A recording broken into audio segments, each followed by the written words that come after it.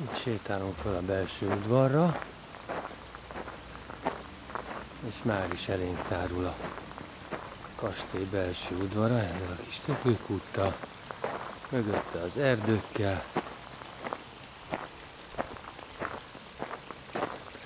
Murvás sétányon megyek, annak van ilyen hangja.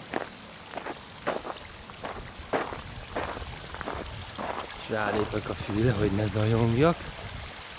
És egy kicsit körbe pásztázzuk a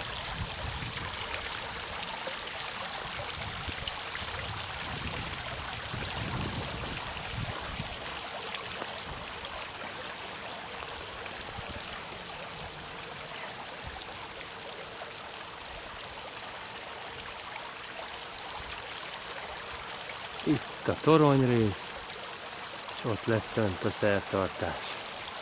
Ezt még majd megmutatjuk más szögekből is. Mint látszik, túl sokan nincsenek. Úgy is mondhatnám, hogy szerintem holnap, amikor a szertartás lesz, mi leszünk meg a díszes sereg gyakorlatilag. De az minket nem zavar. Jól fogjuk érezni magunkat. Az biztos. Már most is jól érezzük magunkat.